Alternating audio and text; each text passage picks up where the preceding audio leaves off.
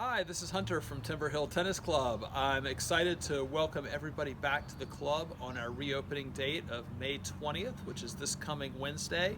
The staff and I have worked really hard to try to prepare the club to have it be a safe place for members to use and for employees to work. We've got a whole new group of safety protocols that members, staff, and guests will be following when they use the club starting on Wednesday, and we're going to go through a lot of those today as if we were a member using the club, so you'll be ready and you'll know what to do when you come in. It'll be a little different than it was before, but all these changes are necessary to comply with local and state regulations and to ensure a safe environment for everybody. It's going to require cooperation from all of our membership and buy-in and engagement, so we're really looking forward to helping educate you guys in this process and being able to use the club the same as it was before. It's essential for us to be able to stay open. It's a lot of small changes, but it'll make a big difference.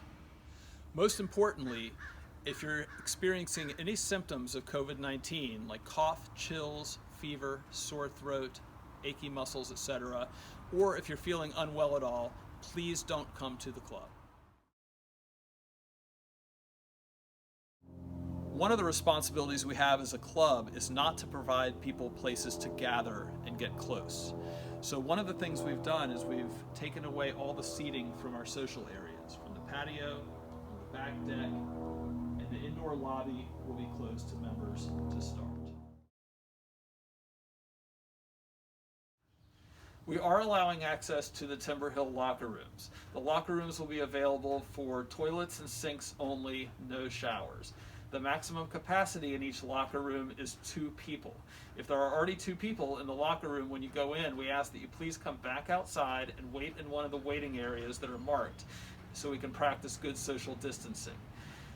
It is required that all players and members and staff wear masks when going inside the clubhouse. If you do not have a mask, we will sell one to you in the pro shop. Please be sure that you sanitize your hands before and after using the locker rooms.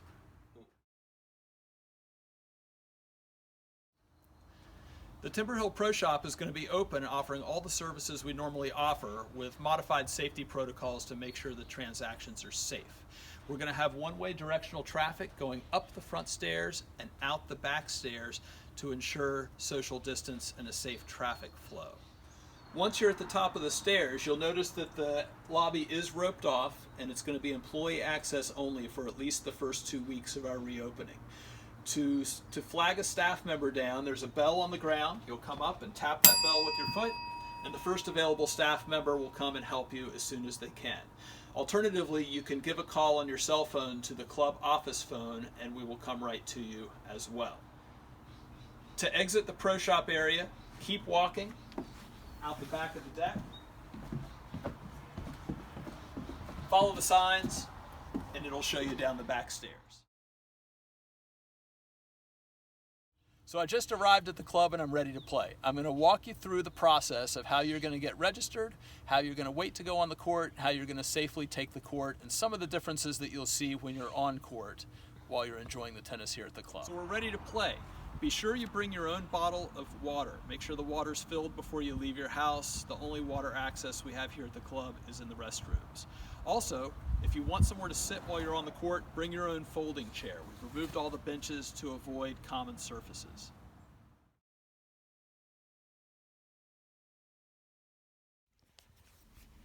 The first thing you'll notice when you come into the club is all the signage that is on the walls outside of courts 1 through 3. The same signage will be outside courts 4 through 6 and courts 7 and 8. These are staging areas where you will wait to go on the court if the court is already occupied. We'll tell you in just a second how to safely stage to be ready to play. The first time you visit the club, you'll be asked to sign a waiver. The waiver will state that you understand our safety protocols and will abide by any staff requests or safety measures that the club implements.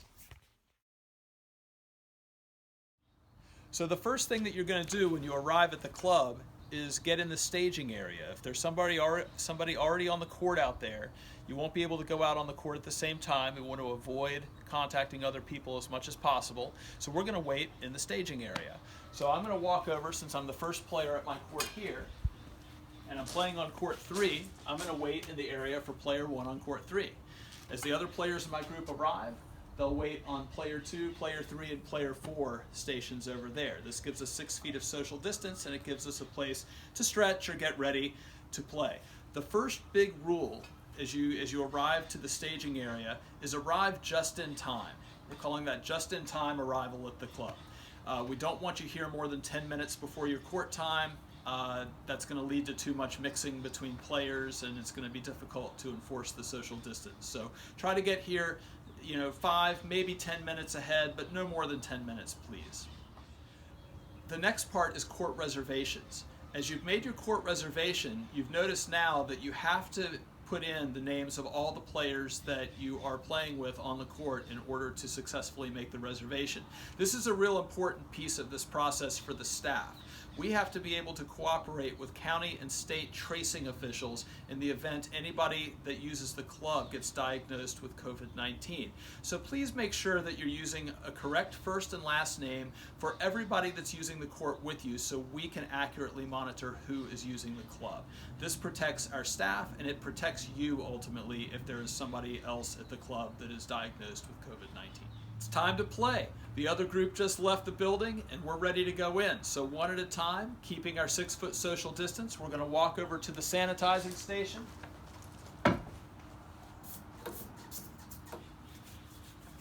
Get a couple of misted squirts of sanitizer on your hands. And you're going to sanitize for 20 seconds before you go into the court building. As you go into the courts, it's probably a good practice to back in through the curtains so you don't have to touch the curtains on the way in.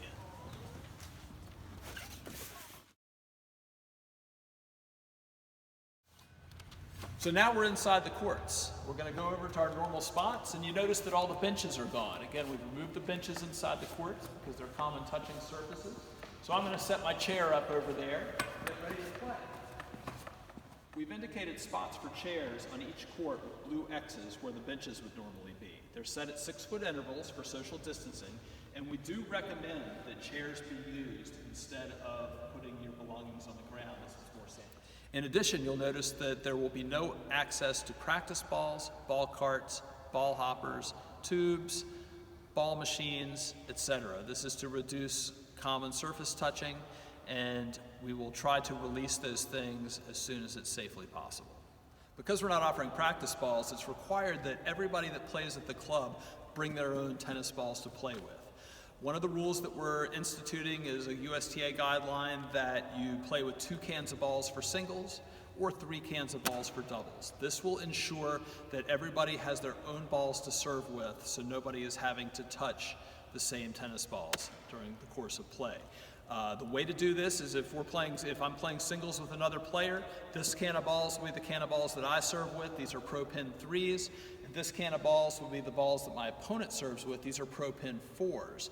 And when I'm serving, we'll use these balls. I'll be touching them to toss the ball and to hit, but my opponent, if it's on their side of the court, they need to return it, we'll just scoop it up and hit it back over to me. In doubles, using 3 cans of balls enables each server to have 2 balls apiece. For doubles, it's probably good to have a marker in your bag and you can mark whose balls are whose. Additionally, avoid touching the nets, the backdrops, and the divider nets when possible.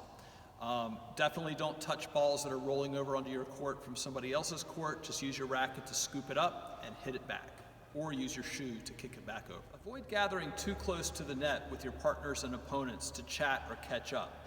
If you're going to do that, make sure that you're standing 5 to 6 feet away from the net on each side, and you can talk from there.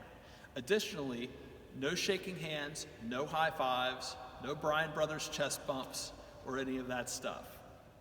When you're playing singles or doubles, it's also recommended that you don't change ends of the court on changeovers. Keep the same sides if you're playing indoors. That'll help to minimize the spread of anything that people might be shedding.